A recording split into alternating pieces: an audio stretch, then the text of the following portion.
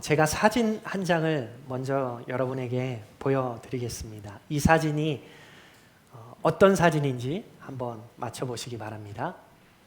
어떤 사진이죠? 모르시겠어요? 네, 헬스장 사진이죠.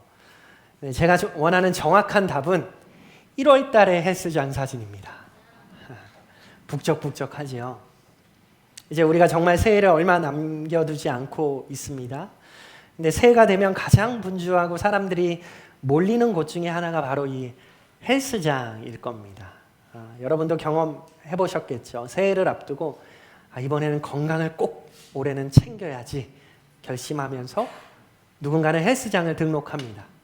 3개월권, 6개월권, 또 어떤 사람은 1년 정기권까지 한 번에 끊기도 하죠. 왜냐하면 그렇게 하면 좀 저렴하잖아요.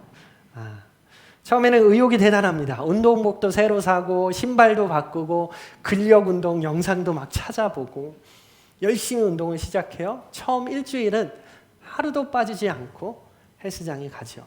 그런데 운동을 하면서 이런 생각이 문득 들어요. 이렇게 열심히 운동을 하는데 왜 몸에 아무런 변화가 없지? 라는 생각이 들기도 해요. 가끔 우리 남성들 운동을 시작하면 괜히 물어보잖아요. 야, 여기 나온 것 같지 않아?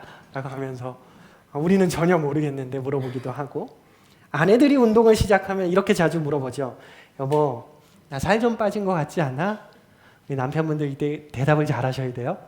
제가 이 대답을 잘 못해서 혼나기도 하는데, 여러분 운동을 시작했다고 갑자기 막 살이 빠지고 일주일 만에 식스팩이 생기고 하던가요? 그런 경우는 거의 없죠. 변화가 미미합니다. 어떤 경우는 살이 더 쪄요.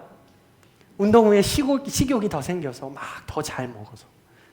그래서 시간이 조금 지나면 어떻게 됩니까? 저렇게 바글바글 하던 헬스장이 점점 빈자리가 생기고 나중에는 한산해집니다. 제가 새해가 되기 전에 여러분의 의지에 바람 빼는 말만 하는 것 같아서 죄송하지만 여러분 운동하십시오. 네, 작심삼일이어도 괜찮으니까 시도하시고 건강을 챙기십시오. 어쨌든 운동을 시작했는데 뭔가 제자리 같고 정체된 것 같은 이유는 뭐 다양할 수 있죠. 처음에만 열심히 하다가 멈춰버린 경우에도 그럴 수 있고, 먹는 습관을 바꾸지 못해서 운동 효과가 나타나지 않기도 하고, 운동을 열심히는 하지만 운동의 방법이 올바른 방법이 아니어서 성장하지 못하기도 해요. 그런데 여러분 이 모습이 어디에서 많이 본 모습, 장면 같지 않으십니까? 바로 우리의 믿음의 모습과도 많이 닮아 있습니다. 우리 신앙생활이 우리 운동생활과 많이 닮았다라는 생각을 해보게 되었어요.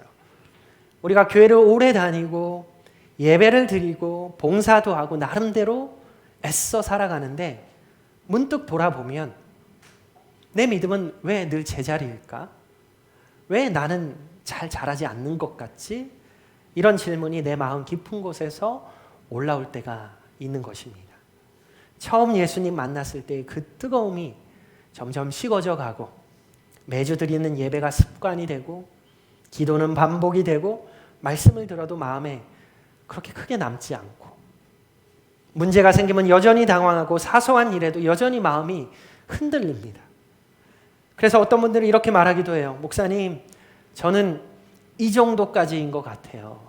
더 깊어지기는 어려울 것 같아요. 저는 그냥 이 정도 믿음으로 만족하면서 살겠습니다. 지금 상태에 스스로 선을 그어버리고 더 잘하려는 열망을 굳이 품지 않고 신앙생활을 합니다. 또 어떤 분들은 성장하고 싶긴 한데 방법을 몰라서 헤매는 경우도 있죠. 더 기도해야 될까요? 아니면 말씀을 더 읽어야 되나요? 봉사를 더 해야 될까요? 뭘 더 해야 될까요? 노력은 하는데 과연 어디서부터 어떻게 다시 자라야 하는지 감이 잘 안 오는 거죠. 그래서 늘 제자리 걸음 같은 느낌을 품고 신앙생활을 합니다. 여러분은 어떻습니까? 여러분의 믿음에 여러분 만족하십니까?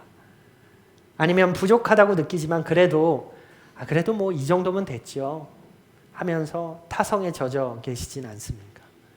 그런데 성경은 우리의 믿음이 제자리에 머무르도록 만들어진 것이 아니라고 말하고 있어요. 믿음은 살아 움직이는 생명이기 때문에 살아있는 것은 반드시 어때요? 자라고 성숙하고 변화하는 것입니다. 그래서 자라지 않는 믿음, 항상 제자리인 믿음은 무언가 원인이 있는 것이에요. 믿음은 생명이기 때문에 우리가 바른 믿음을 추구한다면 그 믿음은 성장하고 깊어질 수밖에 없는 것이죠. 오늘 우리는 요한복음 4장의 본문을 통해서 한 사람을 만나게 됩니다. 그는 가버나움의 한 왕의 신하였어요. 그다지 특별할 것이 없어 보이는 사람입니다. 그런데 그가 예수님 앞에서 겪은 그 믿음의 여정을 통해서 정체된 믿음이 어떻게 성장하고 어떻게 깊어지고 어떻게 열매를 맺어 가는지를 우리는 보게 되는 것입니다.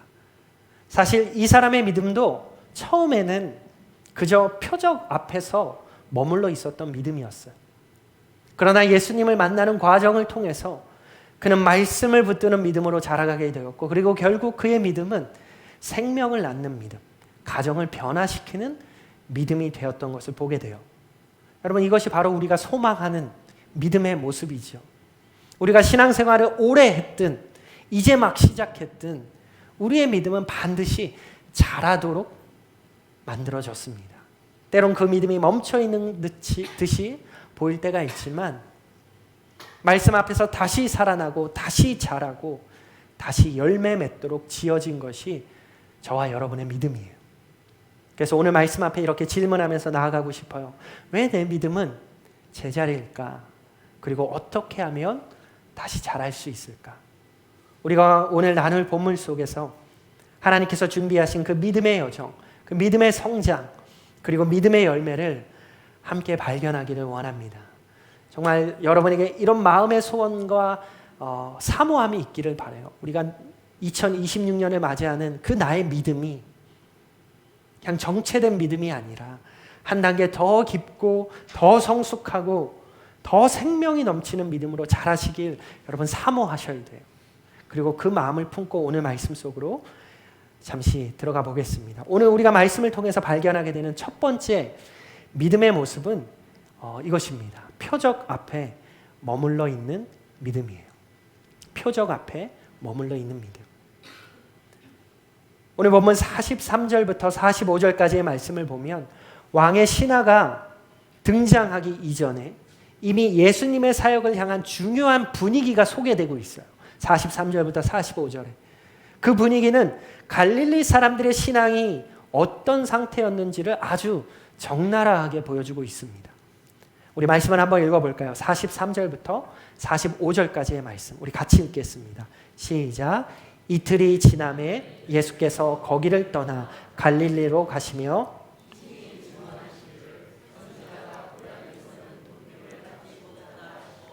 갈릴리에 이르시매 갈릴리의 인들이 그를 영접하니 이는 자기들도 명절에 갔다가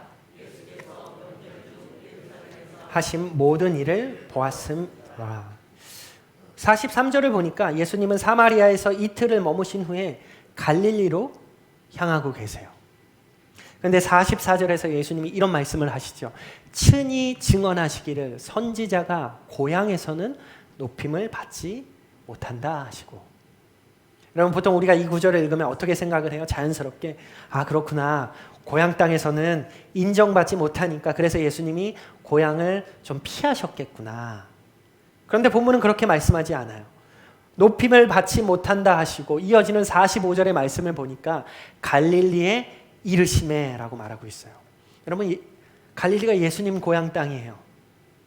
높임 받지 못할 것을 알면서도 그곳으로 가셨다라는 거예요. 45절의 원문으로 보게 되면 우리 한글 성경에는 크게 나와 있지 않지만 그래서라는 단어가 붙어 있어요. 높임을 받지 못한다 하시고 그래서 갈릴리에 이르시매. 뭔가 좀 이상하죠. 그렇기 때문에 갈릴리에 가셨다라는 거예요. 높임을 받지 못할 것을 아시면서도 갈릴리로 가셨어요. 왜 그랬을까요? 그곳이 바로 예수님을 가장 필요로 하는 영혼들이 있는 자리였기 때문이에요. 겉으로는 그들이 예수님을 쉽게 받아들이는 것처럼 보이지만 실제로는 메시아를 제대로 알지 못하고 깊이 만나지 못한 영혼들이 그곳에 있었던 거예요. 여러분, 예수님은 환영받는 곳보다 구원이 필요한 곳을 향해 걸어가시는 분이세요. 그런데 45절을 보면 이상한 일이 일어나죠. 갈릴리에 이르심에 갈릴리인들이 그를 뭐하니? 라고 돼 있어요. 영접하니. 예수님이 분명 고향 땅에서는 높임을 받지 못한다라고 하셨는데 막상 가보니까 어때요? 사람들이 환영하는 거예요. 이때 우리 마음속에 어떤 생각이 들어요? 뭐야, 예수님 말씀하고 좀 다르잖아. 환영하고 있는데 뭐가 맞는 거지? 그러나 성경은 그들의 환영의 본질을 정확히 짚어주고 있습니다. 이어지는 말씀을 보면 자기들도 명절에 갔다가 예수께서 명절 중 예루살렘에서 하신 모든 일을 보았음이더라. 왜 환영했다고 말하고 있어요? 얼마 전에 명절에 예루살렘에서 예수님이 베푸신 기적을 보았기 때문이에요. 다시 말해서 지금 예수 그리스도를 인격적으로 환영하고 있는 것이 아니라 표적 때문에 환영한 거예요.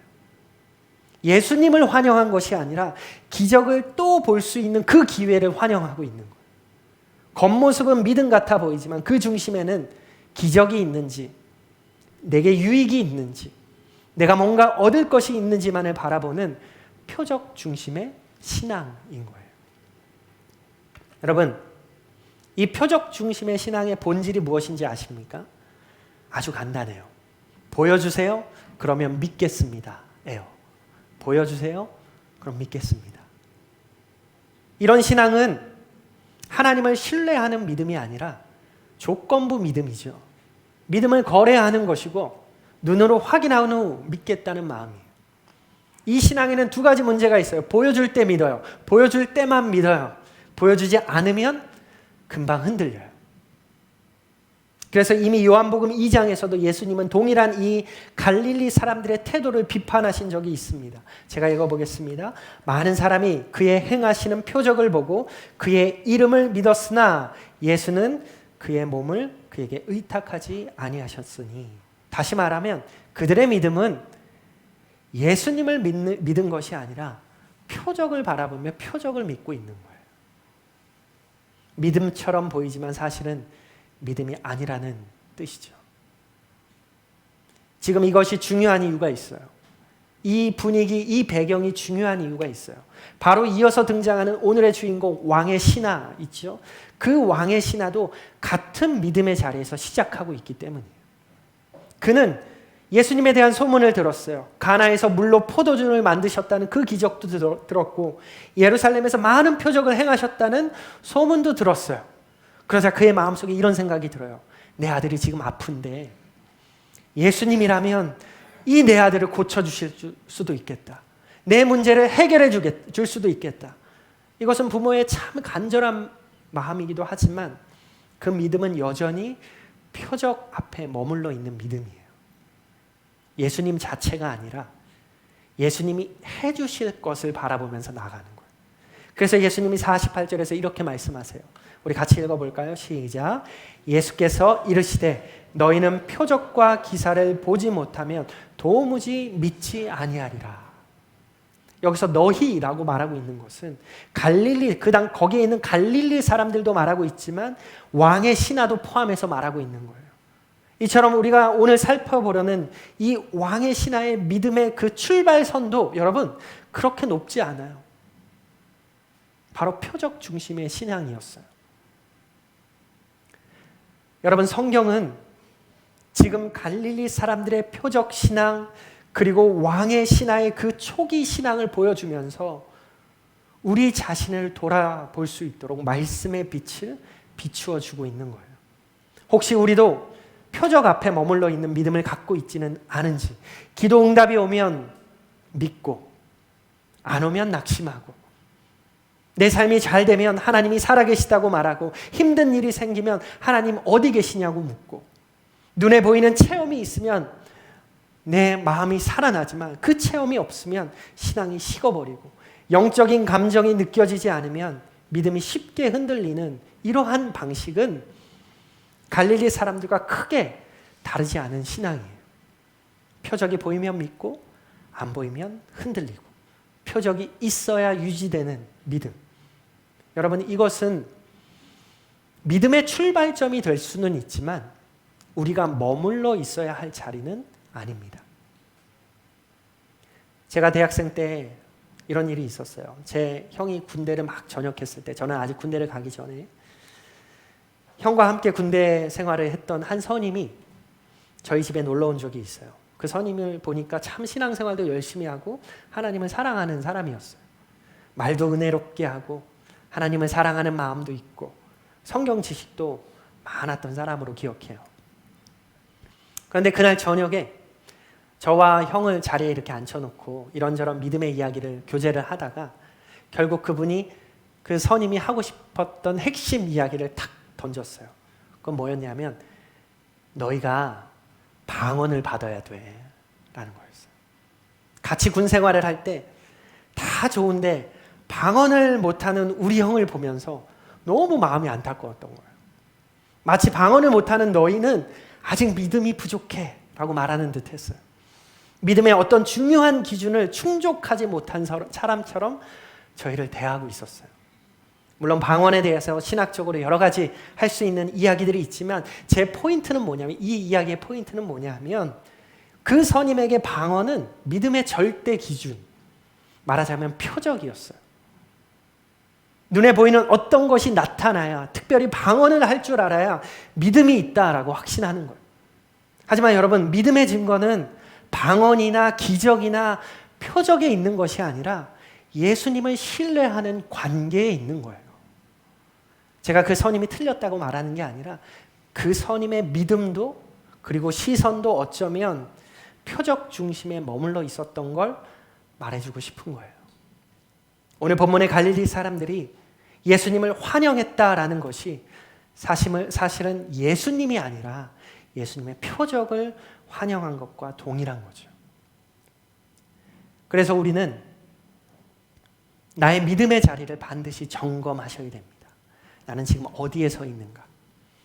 응답이 있어야만 믿고 있는가? 체험이 있어야만 뜨거워지는가? 눈에 보이는 무언가 있어야만 신앙이 지켜지는가? 하나님이 침묵하시면 내 믿음도 멈추어 버리는가?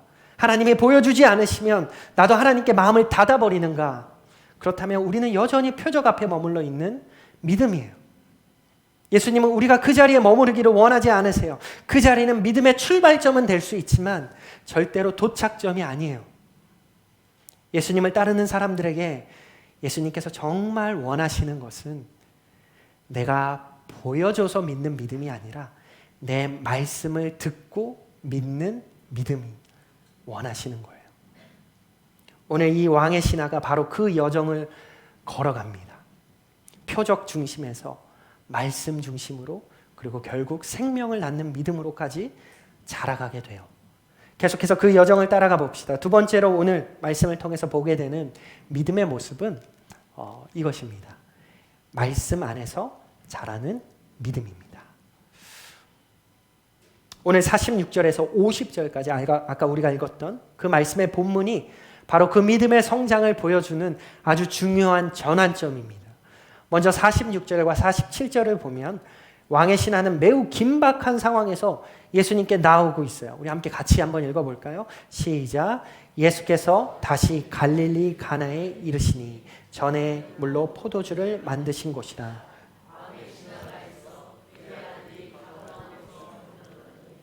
그가 예수께서 갈릴리로 오셨다는 것을 듣고 가서 청하되 내려오셔서 내 아들의 병을 고쳐주소서 하니 그가 거의 죽게 되었습니다. 그의 아들은 거의 죽기 직전이래요. 여러분, 부모로서의 그 마음이 얼마나 절박했겠습니까? 내려오셔서 내 아들의 병을 고쳐주십시오. 이 사람은 가버나움에서 가나까지 그 거리가 30km쯤 되는데 그 거리를 아마 쉬지도 않고 뛰어왔을 거예요. 예수님이 오셨다라는 소식을 듣고 그의 마음은 진심이에요. 그러나 그 진심 속에 한 가지 분명한 고정관념이 있어요. 뭘까요? 예수님이 가버나움까지, 내 아들이 있는 곳까지 직접 오셔야지만 내 아들이 나을 수 있다라는 마음이에요. 이 말 속에 이 왕의 신하의 믿음이 어디에 머물러 있는지가 드러나고 있어요. 예수님이 직접 오셔야 되고, 예수님이 손을 얹으셔야 되고, 예수님이 뭔가 내 아들을 위해서 직접 뭔가를 하셔야, 그래야 내 아들이 나을 수 있다는 그 믿음. 이것은 표적 중심 신앙의 연장선이에요. 왕의 신하는 예수님의 능력을 믿었어요. 그러나 그 능력이 어떻게 작동해야 하는지까지 자기 머릿속에 그림을 만들어 놓고 있는 거예요. 그런데 여러분, 솔직히 우리도 하나님께 나아갈 때 이런 마음이 많지 않을까요? 하나님 이렇게 해주셔야 됩니다. 하나님 이렇게 응답해 주셔야 됩니다. 이 정도는 보여주셔야 제가 믿을 수 있습니다. 제가 확신할 수 있습니다. 여러분, 우리 하나님 전능하신데 내 마음은 하나님을 내 방식, 내 그림, 내 이해 수준에 가두어 두려고 해요. 왕의 신하가 지금 그 자리에 있어요. 그래서 예수님이 그에게 하신 첫 번째 말씀은 격려의 말도 아니고 위로의 말도 아니었어요. 아까 읽었던 48절의 말씀. 예수께서 이르시되 너희는 표적과 기사를 보지 못하면 도무지 믿지 않는구나. 이 말은 그의 믿음을 정면으로 드러내는 말씀이세요. 그의 믿음을 폭로하고 계세요.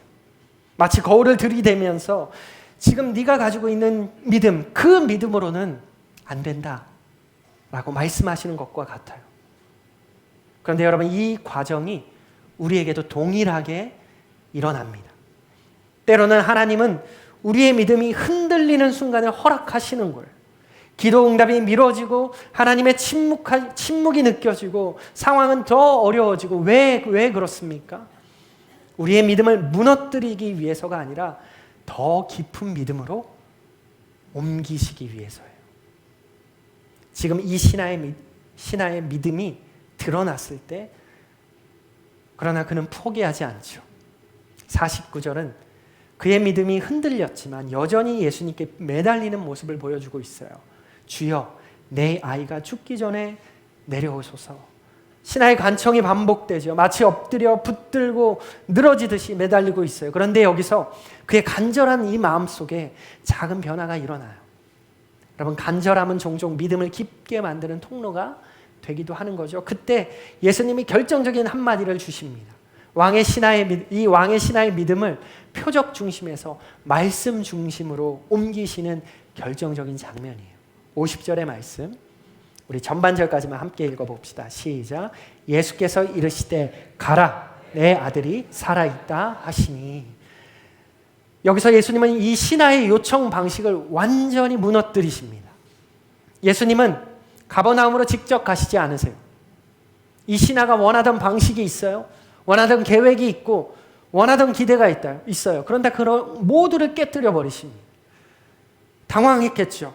지금 빨리 같이 가버나움으로 가셔야 되는데 한시가 급한데 그냥 가라고 하시다니. 여러분, 이 장면은 마치 하나님이 우리에게 이렇게 말씀하시는 것과 같아요. 내 방식대로 일하는 것을 믿어라. 네가 원하는 방식이 아니라 내가 말하는 대로 믿고 걸어가라. 네가 보는 것이 아니라 내가 말하는 것을 붙들어라. 이 상황에서 왕의 신하가 인생 전체를 바꾸는 결정적인 믿음의 선택을 하게 됩니다. 이어지는 50절을 보면 그 사람이 예수께서 하신 말씀을 믿고 가더니 라고 하고 있어요. 예수님이 같이 가시지 않는데, 눈에 보이는 변화는 없는데, 집에서는 여전히 아들이 죽어가고 있을 텐데 그는 말씀을 믿고 예수님을 두고 돌아섭니다. 여기서부터 그의 믿음은 말씀 안에서 자라는 믿음이 되어가는 거예요. 그 순간 이 왕의 신하가 걸었던 그 길은 여러분 확실한 길이 아니었어요. 보장된 길이 아니에요. 증거가 있는 길도 아니었어요. 오직 말씀 하나 붙들고 가는 길이에요. 여러분, 우리의 믿음이 자라는 순간이 언제냐 하면 말씀만 붙들고 걸어가기로 결단할 때예요. 상황이 아무것도 변한 게 없어도, 눈에 보이는 증거가 하나도 없어도, 하나님이 침묵하시는 것처럼 보여도 말씀 때문에 순종하면서 그 한 걸음을 내디딜 때 그때 믿음은 깊어지는 거예요. 아브라함은 내가 네게 보여줄 땅으로 가라라는 그 말씀 하나 붙들고 걸어가요. 모든 것을 버려두고 걸어가요. 노아는 비가 한 번도 내리지 않았던 그 시대에 방주를 지어라 라는 그 말씀 붙들고 120년을 순종했어요.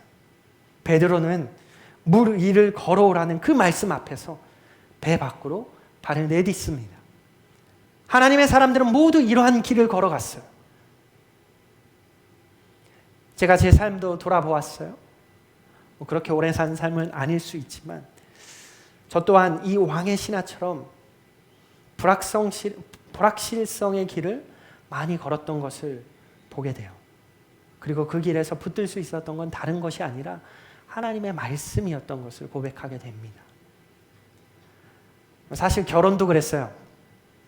여러분, 제가 무슨 여유가 있어서 결혼을 하겠습니까?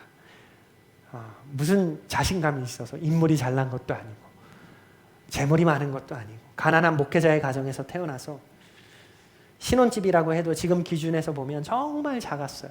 그때는 정말 크다고 생각했죠. 여러분도 그랬겠지만 다들 어렵게 시작하잖아요. 저도 전세 1,300짜리의 집에서 시작했어요. 전세. 다행이에요. 그래도 월세가 아니라 전세. 1,300짜리 집이 있었어요. 얼마 전에 그 신혼집 사진을 보았는데 와, 우리가 어떻게 저렇게 작은 집에서 살았을까? 거기서 하엘이까지 태어났거든요. 여러분, 사역도 마찬가지예요. 저의 사역도. 제가 무슨 능력이 있어서 여기까지 왔겠습니까? 제가 가끔 이야기하는 게 있어요. 시흥 촌놈이 서울 한복판에 와서 사역하고 있는 건 기적이라고 말할 때가 있어요. 이 우스갯소리지만 제 고백의 포인트는 제 삶에도 불확실성이 많았고 그 연속이었다는 거예요. 앞이 안 보이는 순간이 훨씬 더 많았어요.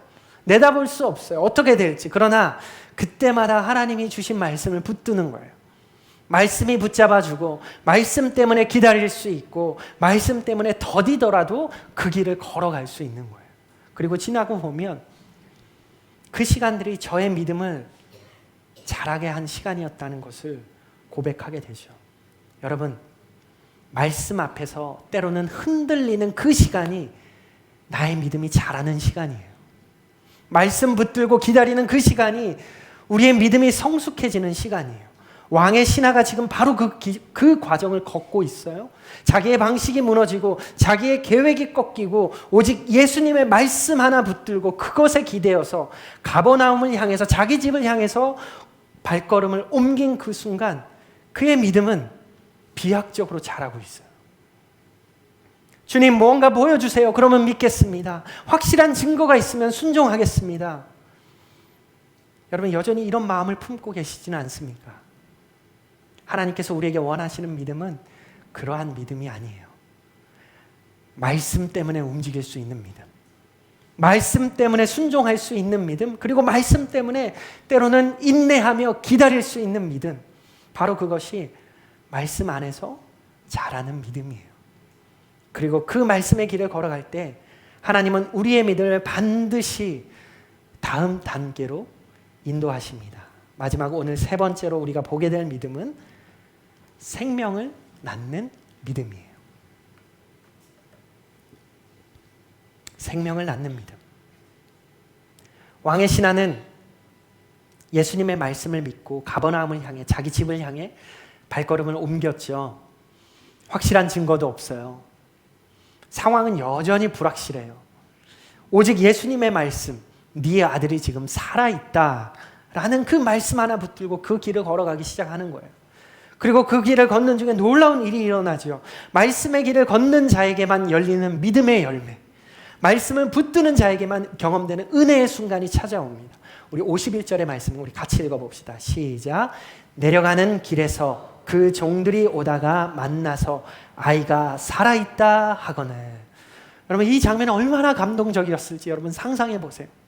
왕의 신하는 지금 아들의 생사조차 확인하지 못한 채 발걸음을 옮겼어요. 예수님과 함께하고 있지 못해요. 그러나 예수님의 말씀을 믿고 걸어가는 순간 하나님은 그 발걸음을 절대로 헛되게 만들지 않으셨어요. 혹시 아들이 죽었다는 소식이 들릴까 봐 두려워 떨고 있었던 그 마음, 한 걸음 한 걸음 걸어가면서도 수백 번씩 마음속에서 오르락 내리락 요동치는 그 감정들, 그러나 그 모든 두려움을 뚫고 가는 그 길에 종들이 달려와서 외쳐요. 아들이 살아났습니다.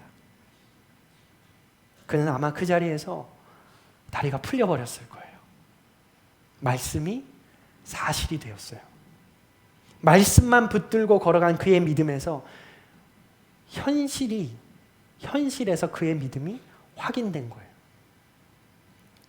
이어지는 52절은 아주 또 중요한 신학적인 장면입니다. 우리 52절의 말씀 읽어볼까요? 시작. 그 낫기 시작한 때를 물은즉 어제 7시에 열기가 떨어졌나이다 하는지라.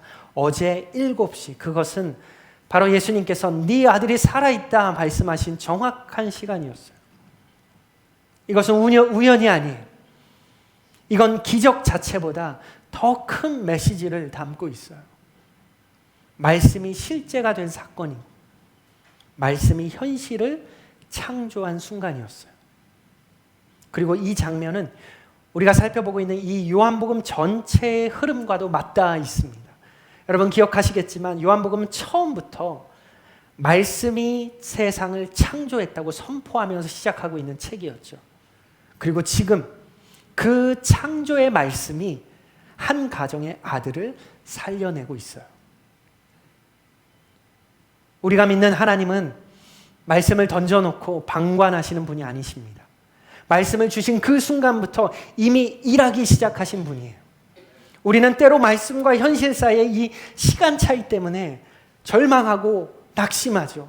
말씀은 들었는데 왜 변화가 안 보이는 거지? 하나님의 말씀은 받았는데, 약속은 받았는데 왜 상황은 그대로지? 그러나 이 신하의 가정에서 일어난 일을 보십시오.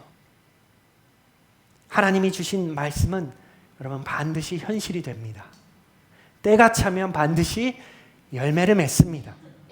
우리가 바라는 타이밍이 아니라 하나님이 정하신 그 정확한 시간에 반드시 이루어집니다.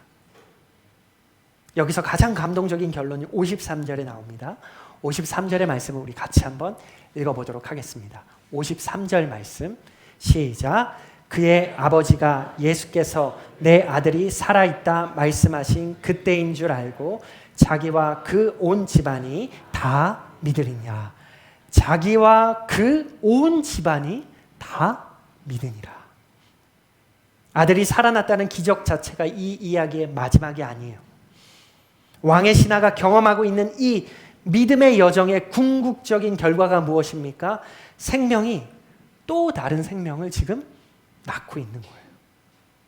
생명이 낳는 믿음이 있는 거예요. 만약 이 이야기가 아들이 낳았다, 끝, 이렇게 맞춰졌다면 그것은 또 하나의 표적 소비로 끝나고 말았을 이야기예요. 그리고 그의 믿음은, 왕의 신하의 믿음은 다시 원점으로 돌아갔겠죠. 그러나 신하는 기적보다 하나님 말씀의 신실함을 보았고 자기뿐 아니라 가족 모두가 예수님을 믿게 되는 은혜를 경험하게 돼요. 여러분 여기서 믿다라는 이 단어는 단순히 기적이 있어, 기적을 경험했어 이런 감탄이 아니라 예수님을 구주로 메시아로 받아들인 믿음을 의미하고 있어요. 표적 중심의 믿음이 말씀 중심으로 나아가고 더 나아가서 생명을 낳는 믿음으로 깊어지고 있는 거예요. 여러분 믿음이 깊어진다는 것은 단순히 내가 은혜를 많이 받고 마음이 뜨거워지고 내 기도가 길어지고 그 수준에서 끝나는 것이 아닙니다. 진짜 성숙한 믿음은 반드시 생명을 낳습니다. 가정 안에서 생명을 낳고 공동체 안에서 생명을 낳고 믿지 않는 영혼들에게 생명의 씨앗을 심고 내 인생의 선택과 결단이 누군가를 살려내는 통로가 되어지고 믿음의 성숙은 나의 만족으로만 끝나는 것이 아니라 반드시 생명의 확장으로 이어지게 되어 있습니다. 성경은 이미 이 믿음의 길을 보여준 인물로 가득해요. 여러분 아브라함은 자기가 떠난 그 믿음의 자리에서, 그 말씀 붙들고 떠난 그 믿음의 자리에서 한 민족이 나왔고 열방이 복을 받게 되죠. 요셉은 자기 한 사람이 믿음으로 굳게 서 있었더니 한 나라를 살려내요. 모세는 불확실한 그 광야의 부르심에 순종하였더니 이스라엘 백성 전체를 인도해내게 됐습니다. 에스더는 죽으면 죽으리라는 그 믿음으로 들어갔더니 민족 전체가 생명을 얻게 되었어요. 그들의 믿음은 모두 생명을 낳는 믿음이에요. 여러분, 생명을 낳는 이 믿음은 언제나 안전지대 밖에서 태어남을 기억하셔야 됩니다. 왕의 신하도 안전지대를 떠났어요. 예수님이 함께 가셔야 한다는 그 기준을 내려놓고 확실한 증거도 없이 말씀만 붙들고 그 길을 걸어가요. 만약에 그가 예수님 그래도 직접 와주세요, 그전에는 저 절대로 못 갑니다 라고 버티고 있었다면 이러한 기적은 일어나지 않았겠죠. 믿음은 편안함 속에서 자라지 않습니다. 믿음은 도전 속에서, 그리고 불확실성 속에서, 그리고 순종 속에서 자랄 수 있는 겁니다. 그리고 그 믿음은 반드시 생명을 낳게 되어 있습니다. 여러분, 찬양 중에 미랄이라는 찬양 잘 아시죠? 그 후렴에 보면 이렇게 고백되고 있어요. 생명이 또 다른 생명 낳고 주님 볼 수 있다면 나의 삶과 죽음도 아낌없이 드리리. 죽어야 다시 사는 주의 말씀 믿으며 한 알의 미랄 되어 썩어지리니 예수님처럼 살아가게 하소서. 씨앗은 땅에 떨어져서 썩어야, 자신이 버려져야 싹이 나요. 믿음도 마찬가지예요. 말씀을 붙들고 걸어가는 나의 인생길에서, 믿음의 여정 가운데 내 방식이 죽고 내 체면이 죽고 내 고집이 죽고 내 두려움이 죽을 때 비로소 생명이 나오는 거예요. 썩는 과정이 없이 열매는 맺히지 않아요. 반드시 자기 부인의 시간을 거치게 되어 있습니다. 그때 우리의 믿음은 단순히 내 신앙생활의 만족 수준이 아니라 누군가를 살리는 믿음, 가정을 살리는 믿음, 영혼을 살리는 믿음으로 깊어지게 되는 것입니다. 혹시 여러분 마음 가운데 목사님 그래도 저는 그러한 믿음까지는 못 가요, 저는 그냥 지금도 벅차요, 이런 생각이 드시는 분 계십니까? 여러분, 오늘 왕의 신하도 처음부터 그런 믿음을 가진 게 아니었어요. 그도 처음에는 표적 앞에 머물러 있었죠. 그도 흔들렸고, 그도 걱정했고, 그도 불안했어요. 그러나 예수님은 그를 이끌어내셨어요. 예수님이 믿음으로 자라가게 하여 주셨어요. 우리가 할 일은 그분이 주시는 말씀을 꽉 붙드는 것뿐이에요. 왕의 신하의 믿음이 자란 것처럼 우리의 믿음도 자랄 줄 믿습니다. 여러분, 말씀 붙들면 자랄 수 있습니다. 순종하면 자랄 수 있습니다. 불확실성 속에서도 우리가 말씀 붙들고 한 걸음만 내디디면 자랄 수 있습니다. 그리고 결국 반드시 생명을 낳는 자리까지 나아가게 될 줄 믿습니다. 오늘 우리가 나눈 말씀은 왜 우리의 믿음이 제자리에서 머무는지를 분명히 보여주었어요. 갈릴리 사람들처럼 보여야만 믿는 믿음은 자라지 않습니다. 그러나 왕의 신하는 예수님의 말씀 한마디를 붙들고 걸어갔고, 그 걸음 속에서 그의 믿음은 깊어졌고 결국 가정을 살리는 믿음으로 자라난 걸 보게 됩니다. 우리의 신앙도 그렇습니다. 어떤 감정이 뜨거워져야 믿음이 자라는 것이 아니라 말씀 의지해서 한 걸음을 내디딜 때 우리의 믿음은 자랄 수 있는 것입니다. 2026년을 향해 가고 있는 지금 우리 믿음이 표적 앞에서 머무는 믿음이 아니라 말씀을 붙들고 움직이는 믿음이 되기를 축복합니다. 그 길에서 하나님은 반드시 우리 믿음을 자라게 하시고 생명을 낳는 자리까지 인도하실 것입니다. 또 다른 생명을 일으키실 것입니다. 여러분의 믿음이 누군가의 인생을 살리는 그러한 믿음 되기를 주님의 이름으로 축복하고 소망합니다. 우리 시간 잠시 기도합시다.